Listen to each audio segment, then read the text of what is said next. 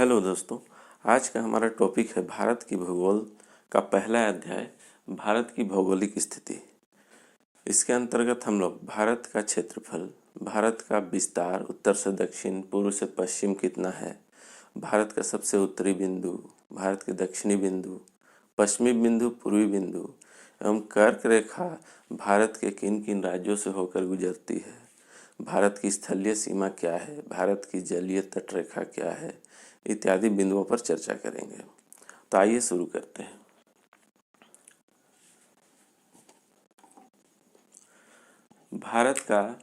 भारत का कुल क्षेत्रफल 32,87,263 किलोमीटर है। 32,87,263 वर्ग किलोमीटर है एवं क्षेत्रफल की दृष्टि से भारत विश्व का 7वां बड़ा देश है। तो भारत से बड़े अन्य देशों को याद करने का मैं आपको एक ट्रिक देता हूं, जिससे आप आसानी से भारत से बड़े देशों को याद कर सकते हैं। तो आइए देखते हैं।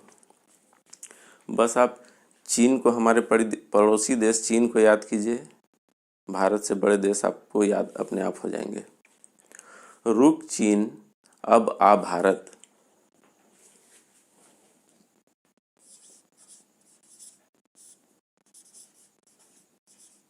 रुक चीन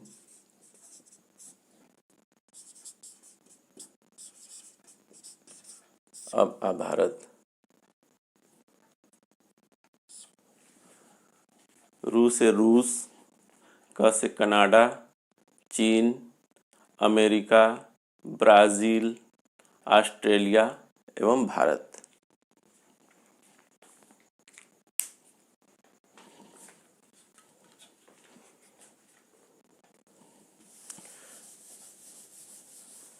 क्षेत्रफल की दृष्टि से भारत विश्व की कुल भूमि का 2.4% भाग घेरता है। अब इसका हम अक्षांशीय और देशांतरीय विस्तार देखते हैं। तो ग्लोब पर भारत की अक्षांशीय एवं देशांतरीय विस्तार जानने से पहले थोड़ा सा मैं आप लोगों को अक्षांश और देशांतर के बारे में बता देता हूं, ताकि आपको समझने में आसानी हो। और एक बार इसे समझ जाएंगे अक्षांश देशांतर को, तो आपको याद करने में आसानी होगी। रटने से आप भूल सकते हैं, परंतु अक्षांश देशांतरों को अच्छी तरह से समझ लेंगे तो आपको याद करने में और ज़्यादा दिन तक याद रखने में आसानी होगी।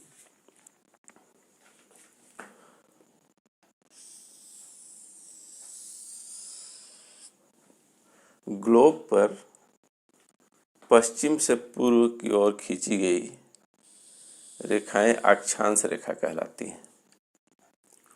पृथ्वी के बीचों बीच पश्चिम से पूर्व की ओर खींची गई रेखा को 0 डिग्री अक्षांश रेखा कहते हैं। इसे हम विषुवत रेखा भी कहते हैं। और चूंकि ये अक्षांश रेखा पृथ्वी को 2 बराबर भागों में बांटती है, इसलिए इसे भूमध्य रेखा भी कहते हैं। 0 डिग्री अक्षांश के उत्तर में 90 रेखाएं खींची गई हैं एवं दक्षिण में 90 रेखाएं खींची गई हैं। ये काल्पनिक रेखाएं हैं।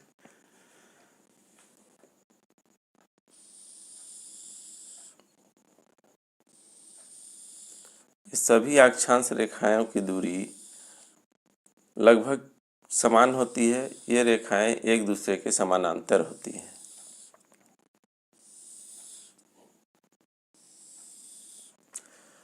अक्षांश रेखाएं सिर्फ रेखाएं नहीं है, बल्कि ये अपने आप में एक वृत्त है। मान लिया जाए ये ग्लोब है। अब ग्लोब, ये पूर्व से पश्चिम अगर ग्लोब पे एक रेखा हम खींचते हैं तो एक वृत्त बनती है। पृथ्वी के चारों ओर एक वृत्त बनती है, ना कि एक रेखा। हम एक तरफ से देखते हैं अपने साइड से तो हम सिर्फ एक रेखा दिखेगी, परंतु ये पृथ्वी के चारों ओर गोलाकार रूप में है। इसी तरह सभी अक्षांश रेखाएं अपने आप में एक वृत्त है, जो एक दूसरे के समानांतर पर खींची गई हैं, इस तरह से।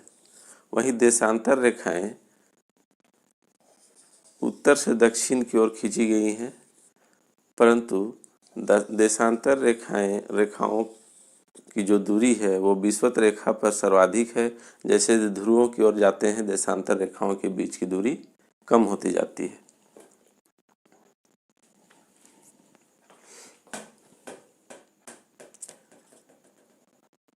ये देशांतर रेखाएं उत्तर से दक्षिण की ओर खींची गई हैं, सभी काल्पनिक रेखाएं हैं।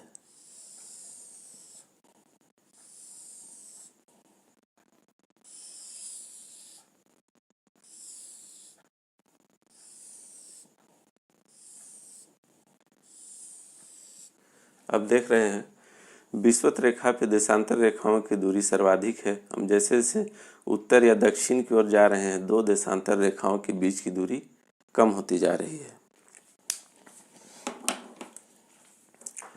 अब इस ग्लोब पर पृथ्वी की स्थिति कहाँ पे है? तो जो 0 डिग्री देशांतर रेखा खींची गई है उसे हम ग्रीनविच रेखा कहते हैं, जो लंदन से होकर गुजरती है। और भारत की स्थिति लगभग यहाँ पर है, यहाँ पर।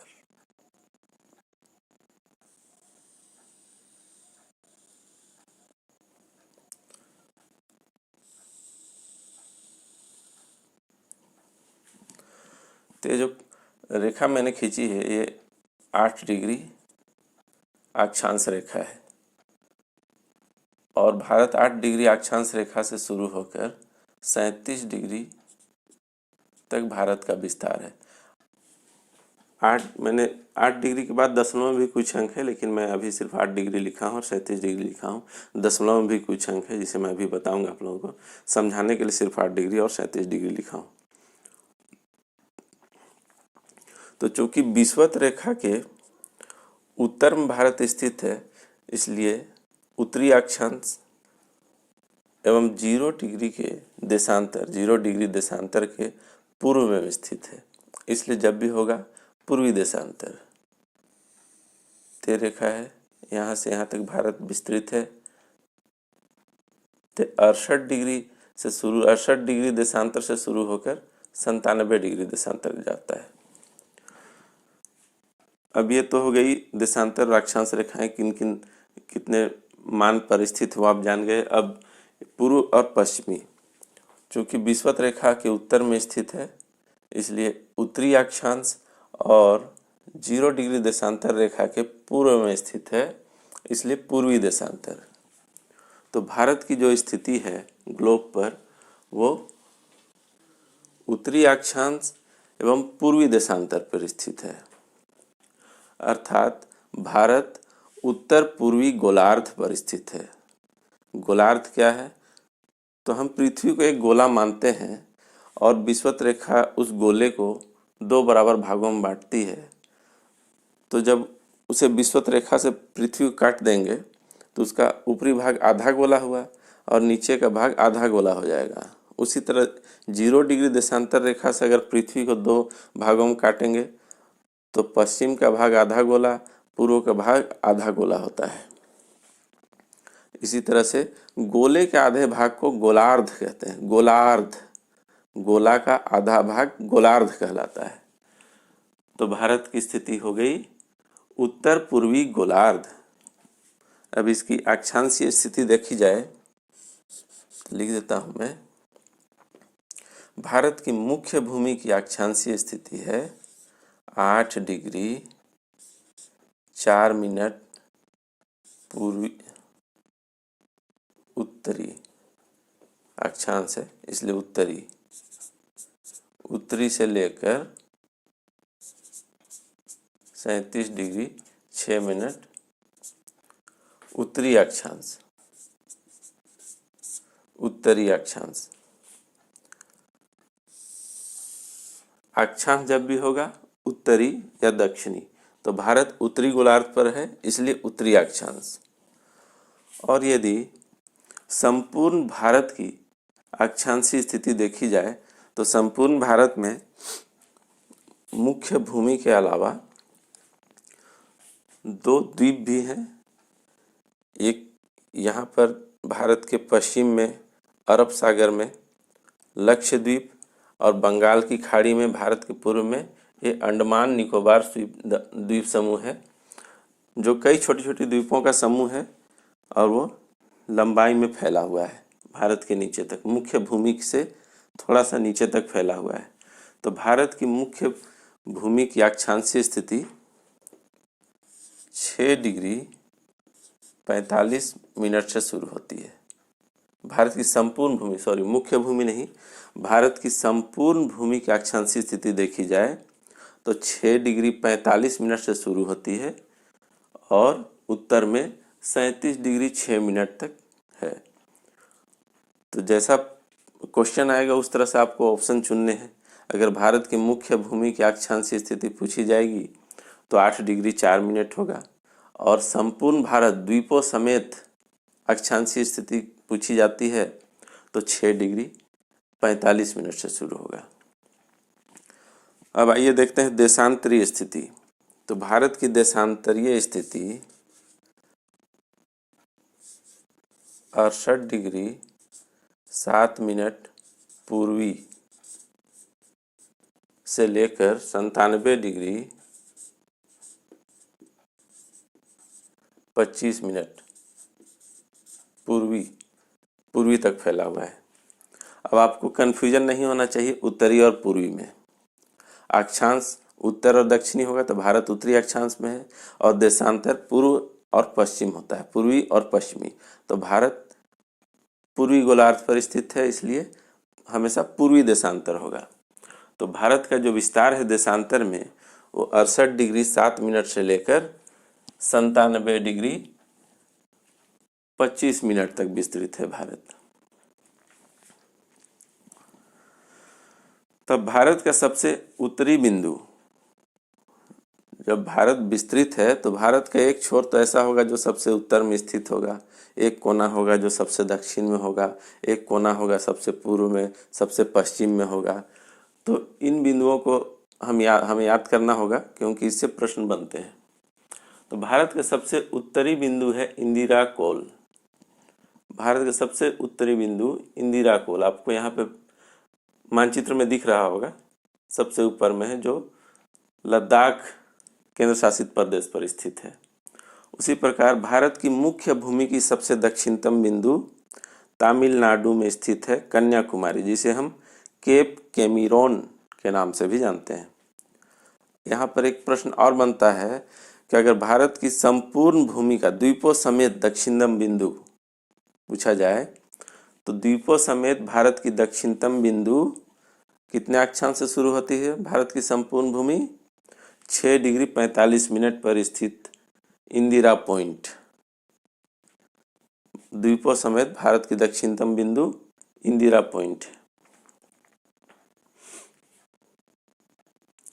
जिसे पिग्मेलियन पॉइंट या पार्सन पॉइंट के नाम से भी जाना जाता है। अब भारत के सबसे पश्चिमी बिंदु गुजरात में स्थित है, जिसे हम गौर मोता या गुहार मोती के नाम से जानते हैं, और सबसे पूर्वी बिंदु अरुणाचल प्रदेश का किबिथु है।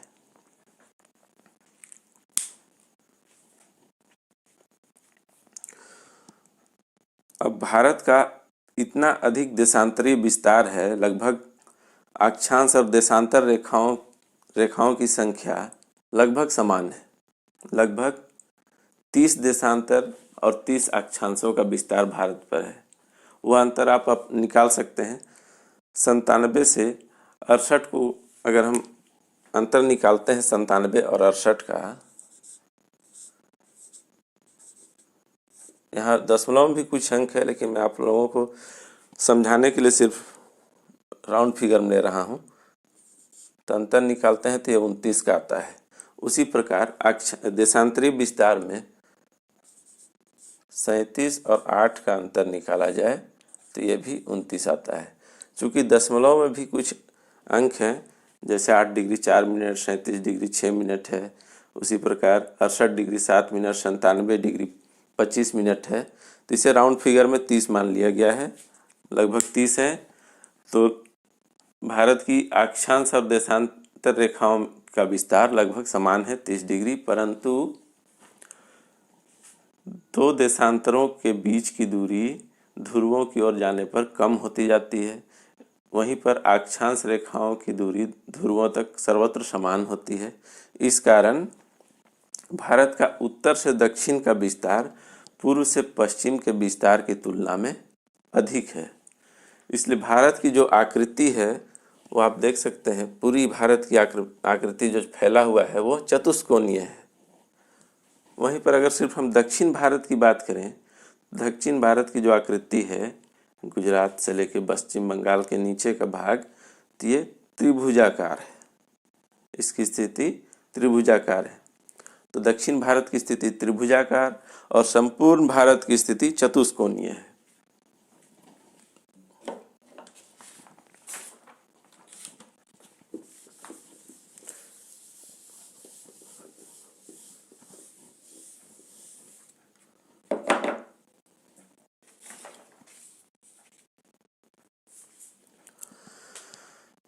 -23.5 डिग्री अक्षांश रेखा को हम कर्क रेखा के भी नाम से जानते हैं।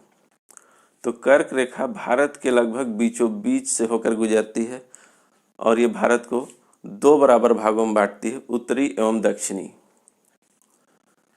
उत्तर का भाग, कर्क रेखा से उत्तरी भाग, उत्तर भारत उपोष्ण शीतोष्ण कटिबंधीय कहलाता है और दक्षिण का भाग उष्ण कटिबंध के अंतर्गत आता है। अर्थात भारत का विस्तार उष्ण एवं उपोष्ण दोनों कटिबंधों पर है। चूंकि दक्षिणी भाग में यह विषुवत रेखा से बहुत नज़दीक होने के कारण जो भारत का दक्षिणतम बिंदु है द्वीपों समेत इंदिरा पॉइंट, उसकी दूरी विषुवत रेखा से मात्र 876 किलोमीटर है।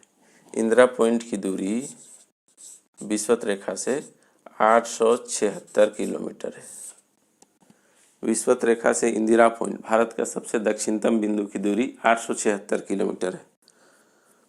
तो भारत का जो दक्षिणी भाग है वो विषुवत रेखा से नज़दीक होने के कारण सूर्य की किरणें इस भाग में सीधी पड़ती हैं और यहाँ गर्मी अधिक पड़ती है। दक्षिणी भाग में केरल, तमिलनाडु में गर्मी अधिक पड़ती है। वहीं लद्दाख, जम्मू कश्मीर में वो विषुवत रेखा से काफ़ी दूर होने के कारण सूर्य की किरणें तिरछी पड़ती हैं, तो इसलिए वहाँ शीत ऋतु में अत्यधिक ठंड पड़ती है।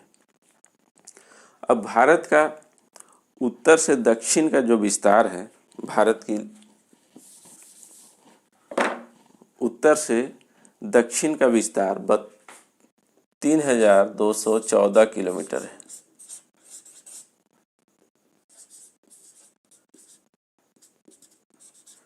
उत्तर से दक्षिण का विस्तार 3214 किलोमीटर। वहीं पूर्व से पश्चिम का विस्तार 2933 किलोमीटर है। ये भी क्वेश्चन आता है, भारत का उत्तर से दक्षिण विस्तार कितना है? 4 ऑप्शन दे देंगे आपको याद रहेगा तो आप आसानी से उसे पकड़ सकते हैं। अब जो कर्क रेखा है वो भारत के 8 राज्यों से होकर गुजरती है। कौन कौन से हैं वो 8 राज्य? गुजरात, राजस्थान, मध्य प्रदेश, छत्तीसगढ़, झारखंड, पश्चिम बंगाल, त्रिपुरा एवं मिजोरम। यहाँ पर कर्क रेखा से संबंधित क्वेश्चन बनता है कि कर्क रेखा भारत के किस राज्य की राजधानी से होकर गुजरती है, या फिर कर्क रेखा पर भारत के कौन से राज्य की राजधानी या कौन सी राजधानी स्थित है? तो कर्क रेखा पर झारखंड की राजधानी रांची स्थित है। यहाँ पर देखिए मैं लाल रंग में बनाया हूँ झारखंड में, ये रांची कर्क रेखा पर स्थित है। वहीं पर गुजरात की राजधानी गांधीनगर और मध्य प्रदेश की राजधानी भोपाल यह कर्क रेखा के दक्षिण में स्थित है, कर्क रेखा के समीप स्थित है। कर्क रेखा पर स्थित नहीं है, कर्क रेखा के निकट है और कर्क रेखा के दक्षिण में स्थित है।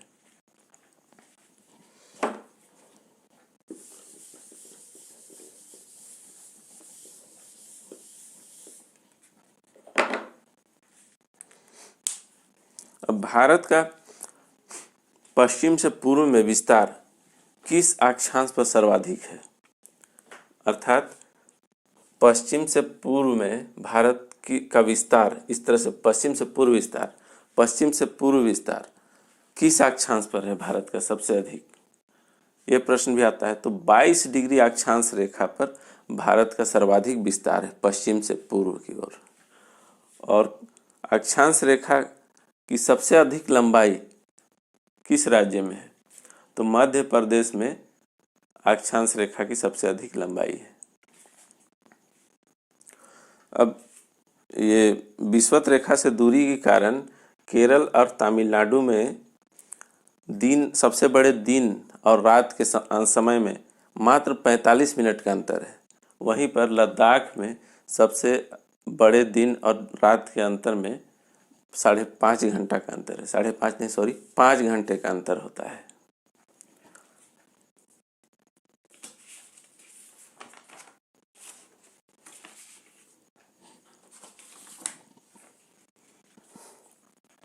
अब ये तो हुई अक्षांश रेखाओं के बाद। अब देशांतर रेखाओं के बारे में जानते हैं। पश्चिम से पूर्व में कुल 30 देशांतर रेखाओं का विस्तार है भारत में, कुल 30 देशांतर रेखाएं हैं पश्चिम से पूर्व में। तो जो पश्चिमी सिरा है गुजरात, वो 68 डिग्री पर स्थित है, गौरमोता, और पूर्व में अरुणाचल प्रदेश का किबिथु वो 97 डिग्री पर स्थित है। तो पृथ्वी को हम ये जानते हैं कि पृथ्वी पूर्व से पश्चिम की ओर घूमती है। पृथ्वी सूर्य का तो चक्कर लगा ही रही है और अपनी धुरी पर भी घूम रही है। पृथ्वी अपनी धुरी पर घूम रही है इस तरह से, और सूर्य के चारों ओर भी घूम रही है, जिससे दिन रात हो रहे हैं, मौसम बदल रहे हैं। तो पृथ्वी को अपनी धुरी पर घूमने में, जैसे मान लेते हैं ये ग्लोब है, पृथ्वी है, ये अपने घूम रही है इस तरह से अपने आप में पश्चिम से पूर्व की ओर। तो इसको एक चक्कर लगाने में 24 घंटे का समय लगता है। तो पृथ्वी पर पश्चिम से पूर्व की ओर घूम रही है, मतलब पश्चिम से पूर्व क्या है, उत्तर से दक्षिण खींचा हुआ देशांतर रेखाएं हैं। यह उत्तरी गोलार्ध है, दक्षिणी गोलार्ध है। तो पृथ्वी इस तरह से घूम रही है, पश्चिम से पूर्व, ये पश्चिम है, ये पूर्व। तो कुल 360 देशांतर रेखाएं हैं पृथ्वी पर, इसलिए 360 डिग्री घूमने में पृथ्वी को 24 घंटे का समय लगता है, अर्थात 1440 मिनट। तो 1 डिग्री घूमने में, अर्थात 1 डिग्री, एक देशांतर रेखा की दूरी तय करने में पृथ्वी को कितना समय लगेगा, तो मिनट में निकालते हैं। 1440 को 360 से भाग दे देंगे तो आएगा 4 मिनट, अर्थात 2 देशांतरों के बीच की दूरी तय करने में पृथ्वी को 4 मिनट का समय लगता है। तो भारत में 30 देशांतरों का विस्तार है, तो 30 देशांतरों की दूरी तय करने में कितना समय लगेगा भारत को, तो 30 को 4 से गुना करेंगे तो आ जाएगा 120 मिनट। इसे हम घंटा में बदलते हैं तो ये 2 घंटा, 2 घंटा का समय लगता है। तो अर्थात गुजरात और अरुणाचल प्रदेश के समय में 2 घंटे का अंतर है। चूँकि अरुणाचल प्रदेश पूर्व में स्थित है, इसलिए गुजरात से अरुणाचल प्रदेश का समय 2 घंटा पहले है। अर्थात अगर अरुणाचल प्रदेश में सूर्योदय सुबह के 5 बजे होता है, तो गुजरात में सूर्योदय कितने बजे होगा, 7 बजे, 2 घंटा पीछे होगा, क्योंकि गुजरात पश्चिम में स्थित है। तो एक ही देश में 2 स्थानों के बीच समय की इस विषमता को दूर करने के लिए एक मानक देशांतर रेखा माना गया 82.5 डिग्री को। 82.5 डिग्री देशांतर रेखा को मानक देशांतर माना गया, और इसके समय को पूरे भारत का मानक समय माना गया। तो क्यों 82.5 डिग्री को ही भारत का मानक देशांतर रेखा माना गया, आइए समझते हैं।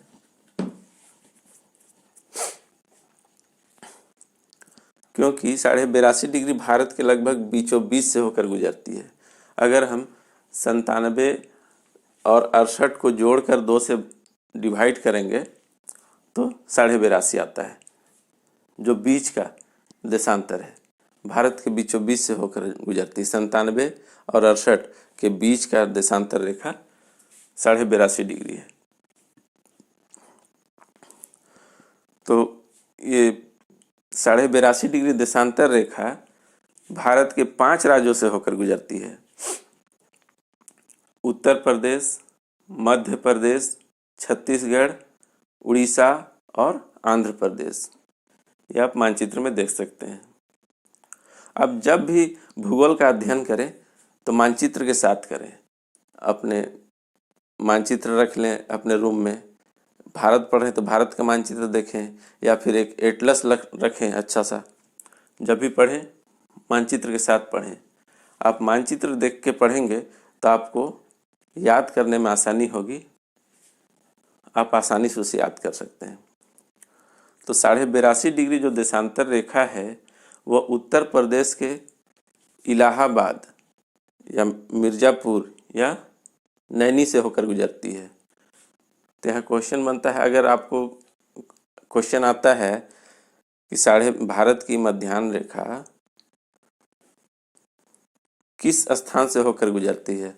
अगर ऑप्शन में इलाहाबाद है तो इलाहाबाद चुनिए, अगर मिर्ज़ापुर है तो मिर्ज़ापुर चुनिए, और अगर नैनी है तो नैनी चुनिए। तीनों ऑप्शन सही है।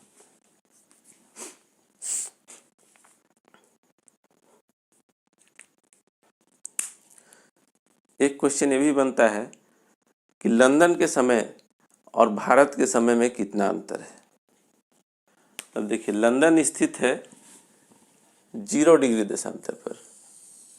लंदन स्थित है 0 डिग्री देशांतर पर, और 0 डिग्री देशांतर रेखा को ग्रीनविच रेखा भी कहते हैं। यह पूरे विश्व का मानक मध्याह्न रेखा है। तो चूंकि भारत 0 डिग्री देशांतर के पूर्व में स्थित है और यहाँ पर, और इसका मानक देशांतर रेखा है वो 82.5 डिग्री है। 82.5 डिग्री है। तो कितना अंतर होगा, तो आप जान चुके हैं कि दो देशांतरों के बीच की दूरी तय करने में पृथ्वी को 4 मिनट का समय लगता है। तो लंदन और भारत के बीच 82.5 डिग्री का अंतर है। लंदन और भारत के मानक देशांतर के बीच 82.5 डिग्री का अंतर है, अर्थात लंदन से भारत तक घूमने में पृथ्वी को जो समय लगेगा वही समय का अंतर होगा लंदन के समय में और भारत के समय में। तो चूंकि 1 डिग्री घूमने में 4 मिनट लगता है, तो 82.5 डिग्री घूमने में 4 से गुना कर देंगे तो ये 330 मिनट आता है। 330 मिनट का समय लगता है। इसे अगर हम घंटा में चेंज करें तो 5 घंटा 30 मिनट, 5 घंटा 30 मिनट अर्थात 5.5 घंटे का अंतर है। और चूंकि भारत पूर्व में स्थित है इसलिए भारत का समय पहले होगा, लंदन का समय पीछे होगा। लंदन का समय 5 घंटा पीछे होगा।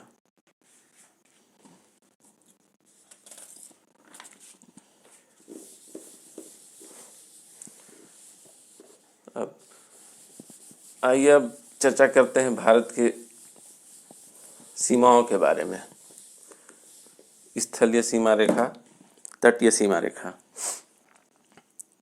तो भारत की स्थलीय सीमा गुजरात यहाँ से शुरू होकर, गुजरात से शुरू होते हुए ये जम्मू कश्मीर ये सारा होते हुए यहाँ तक पश्चिम बंगाल तक आती है। ये भारत की स्थलीय सीमा है।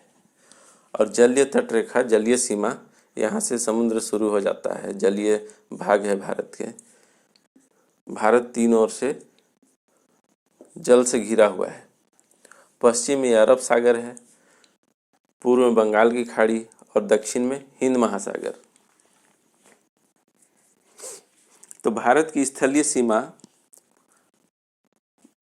जलीय सीमा की लगभग दुगुनी है। तो भारत की स्थलीय सीमा की लंबाई है 15,200 किलोमीटर। 15,200 किलोमीटर ये भारत की स्थलीय सीमा है। वहीं पर भारत की मुख्य भूमि की तटरेखा की लंबाई है, मुख्य भूमि मतलब द्वीपों का भी हम छोड़ दिए हैं, द्वीपों को छोड़कर गुजरात के इस छोर से लेकर यहाँ पश्चिम बंगाल यहाँ तक भारत की तटरेखा की लंबाई है 6100 किलोमीटर। 6100 किलोमीटर।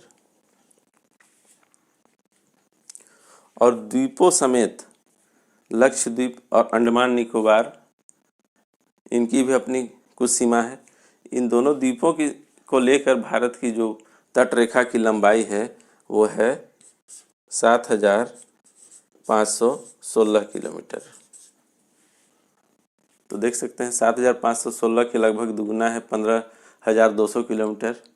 इसलिए भारत की स्थलीय सीमा जलीय सीमा के लगभग दुगुनी है। अब कौन कौन से पड़ोसी देश भारत के साथ स्थलीय सीमा बनाते हैं? तो कुल 7 पड़ोसी देश भारत के साथ स्थलीय सीमा बनाते हैं। आइए देखते हैं मैप में कौन कौन से देश हैं। पाकिस्तान देखिए, गुजरात से सीमा बनाता हुआ राजस्थान, पंजाब, जम्मू कश्मीर, लद्दाख तक सीमा बनाता है। पाकिस्तान की सीमा हो गई यहाँ से यहाँ तक। अफगानिस्तान छोटी सीमा बनाता है जो लद्दाख में यहाँ 106 किलोमीटर की लंबाई पर है। ये पाक अधिकृत कश्मीर भी कहते हैं, यह पाक के अधिकार क्षेत्र में है ये लद्दाख का ये वाला भाग। उसके बाद चाइना की सीमा देखिए यहाँ से है अरुणाचल प्रदेश से, लद्दाख से शुरू होकर अरुणाचल प्रदेश तक चाइना की सीमा है। फिर बीच में नेपाल भी भारत के साथ स्थलीय सीमा बनाता है। यहाँ पर भूटान, उसका सबसे पूर्व में म्यांमार जो पूर्वी राज्यों के साथ सीमा बनाता है। फिर बांग्लादेश जो पश्चिम बंगाल, मेघालय, त्रिपुरा के साथ सीमा बनाता है। अब सबसे लंबी सीमा रेखा किस पड़ोसी देश की है? तो बांग्लादेश भारत के साथ सबसे लंबी सीमा रेखा बनाता है। और सबसे छोटी सीमा रेखा अफगानिस्तान बनाता है। अब भारत के कितने राज्यों के पास अपनी तटरेखा है? तो भारत के कुल 9 राज्यों के पास अपनी तटरेखा है। मतलब भारत के कुल 9 राज्य तट पर स्थित हैं, समुद्र के किनारे स्थित हैं। कौन कौन से हैं? गुजरात, ये भारत का पश्चिमी भाग है। भारत के पश्चिमी तट पर 5 राज्य स्थित हैं और पूर्वी तट पर 4 राज्य स्थित हैं। तो पश्चिमी तट पर कौन कौन है? गुजरात, महाराष्ट्र, गोवा, कर्नाटक एवं केरल। ये 5 राज्य पश्चिमी तट पर हैं और पूर्वी तट पर तमिलनाडु, आंध्र प्रदेश, उड़ीसा और पश्चिम बंगाल। यहाँ क्वेश्चन बनता है कि भारत की सबसे लंबी तटरेखा किस राज्य की है? तो भारत की सबसे लंबी तटरेखा गुजरात की है। उसके बाद गुजरात के बाद लंबी तटरेखा किसकी है? आंध्र प्रदेश की है।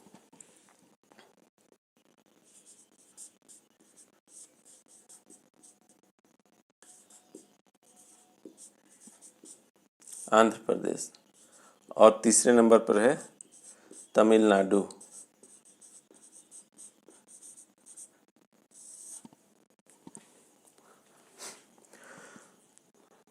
सबसे लंबी तटरेखा गुजरात, दूसरे नंबर की लंबी तटरेखा आंध्र प्रदेश और तीसरे में तमिलनाडु। और सबसे छोटी तटरेखा गोवा की है। गोवा छोटा सा राज्य है, सबसे छोटी तटरेखा गोवा की है। जैसे क्वेश्चन आता है, मान लीजिए दे दिया निम्नलिखित में से किस राज्य की तटरेखा सबसे लंबी है। अब उसमें आपका गुजरात का ऑप्शन ही नहीं दिया, वहाँ ऑप्शन रहेगा आंध्र प्रदेश, तमिलनाडु, केरल, कर्नाटक। तो आपको आंध्र प्रदेश को चुनना होगा। अगर गुजरात भी नहीं है ऑप्शन में, आंध्र प्रदेश भी नहीं है, तमिलनाडु, केरल, कर्नाटक, महाराष्ट्र है, तो तमिलनाडु उत्तर होगा।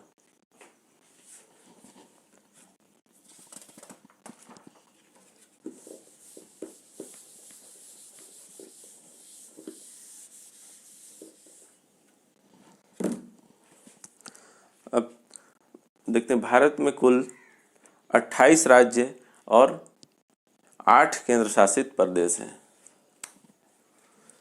भारत में कुल 28 राज्य एवं 8 केंद्र शासित प्रदेश हैं। पहले 29 राज्य थे और 7 केंद्र शासित प्रदेश थे, परंतु जम्मू कश्मीर पहले राज्य में था, उसे अब जम्मू कश्मीर को 2 भागों में बांट दिया गया, जम्मू कश्मीर एवं लद्दाख, और उसे केंद्र शासित प्रदेश बना दिया गया। इसीलिए राज्यों की संख्या घटकर 28 हो गई और केंद्र शासित प्रदेशों की संख्या 8 हो गई। तब हम केंद्र शासित प्रदेशों की चर्चा कर लेते हैं, कौन कौन से हैं। 8 केंद्र शासित प्रदेश। पहला है अंडमान एवं निकोबार द्वीप समूह।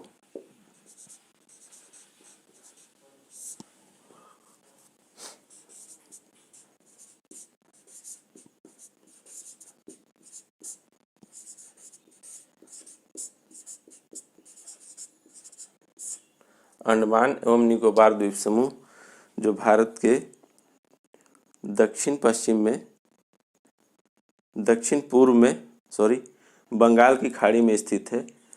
छोटे छोटे द्वीपों के रूप में द्वीपों का समूह है। दूसरा चंडीगढ़।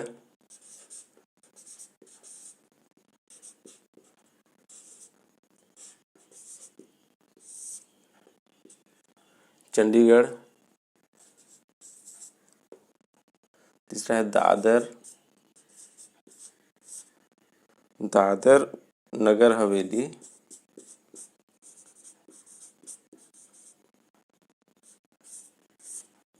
व दमन दीव।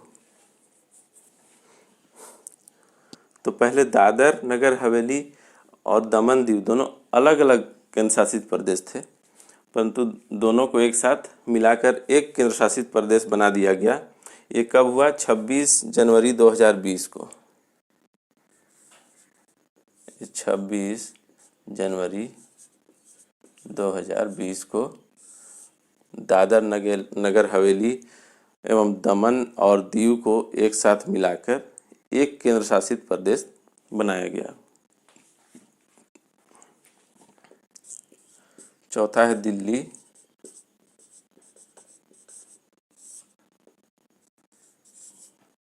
पांचवा है लक्षद्वीप।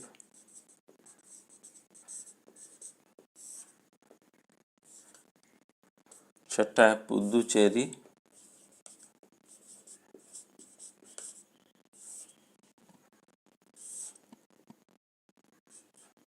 सातवां है जम्मू एंड कश्मीर। आठवां है लद्दाख।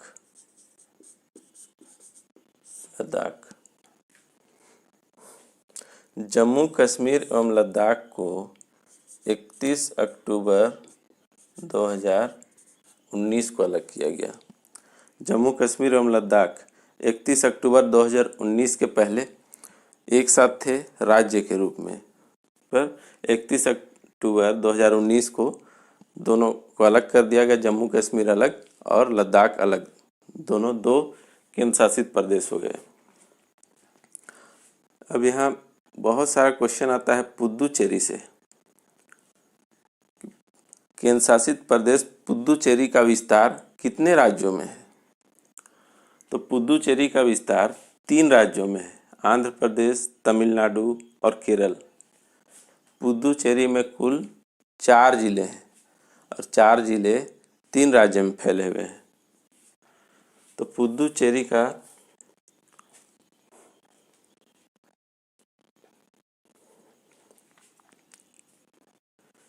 आंध्र प्रदेश में यमन जिला है,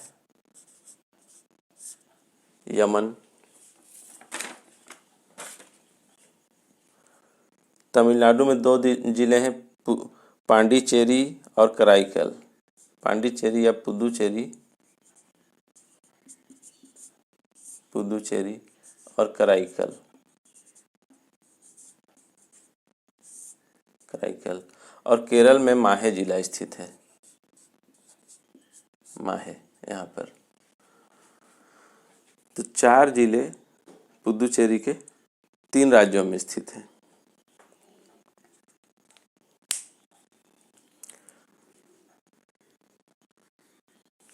तो ये प्रश्न अक्सर पूछा जाता है, पुदुचेरी का विस्तार भारत के कितने राज्यों में? तो 3 राज्य में। तो आज हम लोग लगभग भारत की सारी भौगोलिक स्थिति के संबंध में सारे बातों पर चर्चा कर ली। अब नेक्स्ट वीडियो में भारत के द्वीप समूहों जैसे अंडमान निकोबार, लक्षद्वीप और विभिन्न चैनलों के बारे में चर्चा करेंगे। धन्यवाद।